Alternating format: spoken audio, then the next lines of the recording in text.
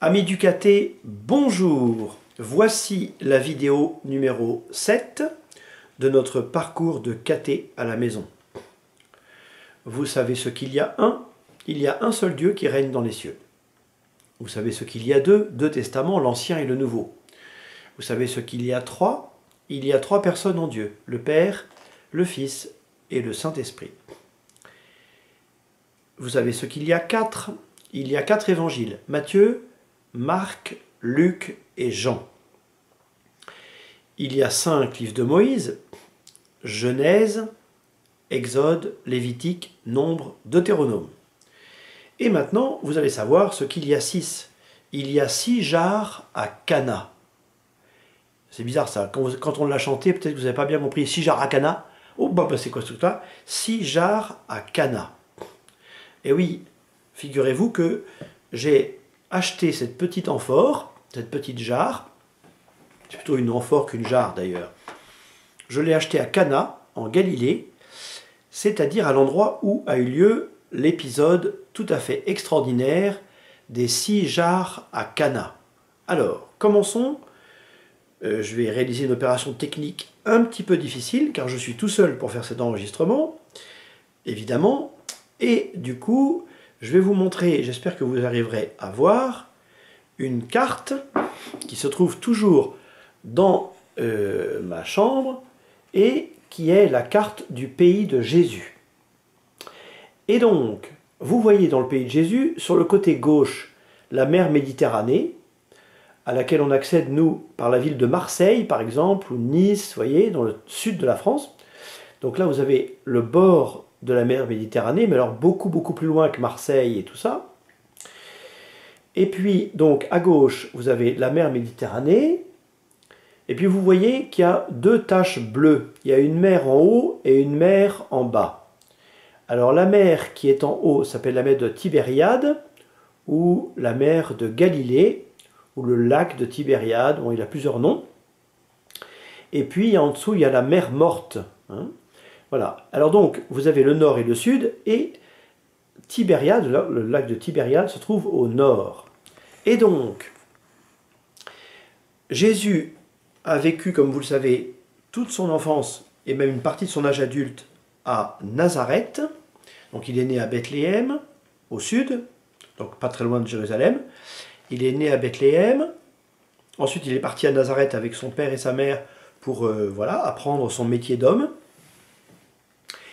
Et lorsque il a commencé à se faire connaître comme le Fils de Dieu et comme le Sauveur du monde, d'une manière d'ailleurs très simple, en fait, c'est ça qui est beau en même temps, c'est grandiose mais très simple.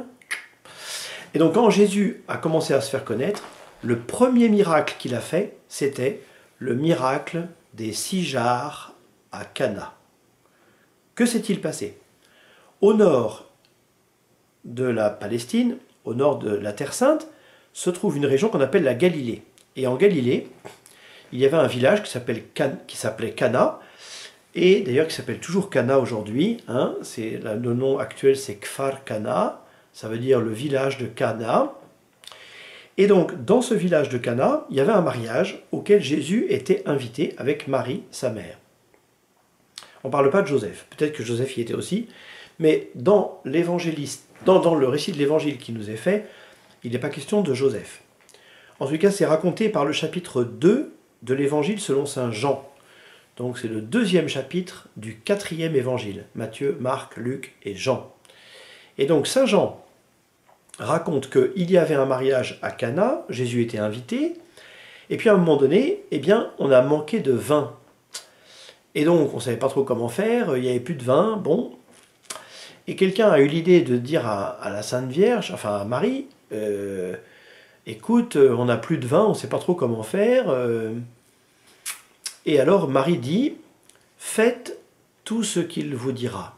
Elle dit à propos de son fils Jésus, faites tout ce qu'il vous dira. Et ça c'est une phrase qu'on peut retenir, ça. Faites tout ce qu'il vous dira. Il faut faire tout ce que Jésus nous dit de faire. Bon, alors donc, on se tourne vers Jésus et on lui dit, on n'a plus de vin, comment on fait? Alors Jésus dit, Vous voyez ces jarres-là, il y a 6 jarres à Cana, il y a 6 jarres, remplissez-les d'eau. Un peu bizarre, hein, les gens ils cherchent du vin, et Jésus leur dit, remplissez-moi ça d'eau. Bon, alors attention, hein, là vous voyez cette petite jarre que j'ai achetée dans un magasin, j'ai pas dû acheter ça très cher, je me souviens plus du prix, mais bon, ça c'est un tout petit truc. Les jarres c'est 100 litres. Donc vous imaginez un truc vraiment très très gros, quoi. Hein. À peu près, je pense, pas loin d'un mètre de haut, et quelque chose comme 50 ou 60 cm de diamètre. Donc un truc énorme. Les jarres, c'était pas n'importe quoi. Hein. C'était pas des petites amphorettes qu'on achète dans les magasins. Bon. Et donc, 6 jarres remplies de 100 litres d'eau. Alors les serviteurs font, ils remplissent d'eau, et puis Jésus leur dit, et maintenant puisez, hein, prenez un peu, prenez donc, alors là pour le coup, dans des sortes de carafes, prenez donc, vous puisez dans les jarres. Ils ont puisé dans les jarres, et là, ils ont vu du vin. L'eau a été changée en vin.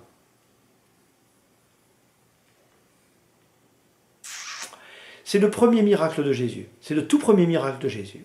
Et donc, on a commencé à verser le vin aux convives. Et puis les gens ont dit, bah, il est vachement bon ton vin, dis donc, comment ça se fait? Ils sont allés voir le maître de maison. Et il est bon ton vin, c'est du bon vin. D'habitude, on met plutôt le bon vin au début. Hein, et puis quand les gens sont un peu pompettes, et ben on verse un vin un peu moins bon. Mais là, tu as choisi le meilleur vin pour la fin. Incroyable. Bon. Donc Jésus a changé l'eau en vin. Mais, s'il a fait ce prodige, et je termine par là, s'il a fait ce prodige, c'est pas pour faire un exploit simplement, pour dire « Regardez, moi je suis Jésus, je suis le plus fort, je suis fils de Dieu, tout ça ». Non. Si Jésus a fait ça, c'est pour déjà annoncer l'Eucharistie, ou la messe. Car qu'est-ce qui se passe à la messe? Le vin est transformé en sang du Christ. Hein? On reviendra peut-être là-dessus. C'est très important ça. C'est clair que si la messe est simplement un moment où on se réunit pour parler vaguement de Jésus, ben alors ça ne sert pas à grand-chose la messe. Hein. Par contre, si le pain devient le corps du Christ et le vin devient le sang du Christ, alors là, moi, ma vie, elle sert vraiment à quelque chose. Hein, parce que vraiment, là, ça justifie que j'ai fait toutes ces études et que j'ai donné toute ma vie pour ça. Voyez. Et donc, de même que l'eau a été changée en vin, en fait, Jésus était déjà en train d'annoncer le fait que le vin serait changé en son sang. C'est-à-dire qu'il allait se donner complètement à l'Église, c'est-à-dire à l'humanité qui croit en lui. Jésus allait se donner complètement, corps et sang. Et comme il allait se donner complètement, ben, du coup, le miracle de Cana est simplement une annonce du fait que Jésus est l'époux de l'Église, hein, que Dieu veut épouser l'humanité, comme je vous l'ai dit dans la vidéo sur les 2 testaments. En fait, Dieu nous aime, Dieu est amoureux de l'humanité, il voudrait bien conclure avec l'humanité une alliance, comme dans un mariage, et c'est pas pour rien que Jésus a choisi d'ailleurs un mariage pour faire son premier miracle. C'est pour dire, mes amis, je ne suis que celui qui vient vous révéler qu'il y a un mariage qui va se faire entre Dieu et l'humanité, et que ce mariage va se faire grâce au don de mon corps et de mon sang à la messe. Voilà. Jésus est l'époux de l'Église. Voilà. Et c'est pour ça, oui, c'est pour ça essentiellement que les prêtres ne se marient pas. C'est parce que, en fait, ils ne se marient pas parce qu'ils ont déjà une épouse. Vous voyez, par exemple, mon épouse à moi, c'est ma paroisse. Voilà. Donc, comme je suis déjà marié, en quelque sorte. Mon épouse, c'est l'Église.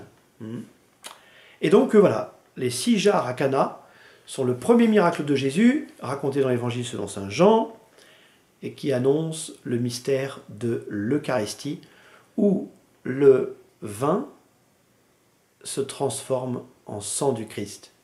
Et j'ai une petite question, une petite colle pour la fin.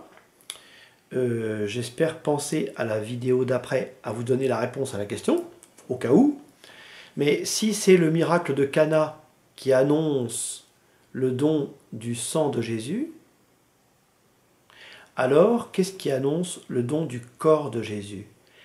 Quels sont les miracles qui annoncent le fait que Jésus nous donne son corps et son sang, mais son corps en particulier, à la messe. Je vous laisse réfléchir et je vous dis à bientôt.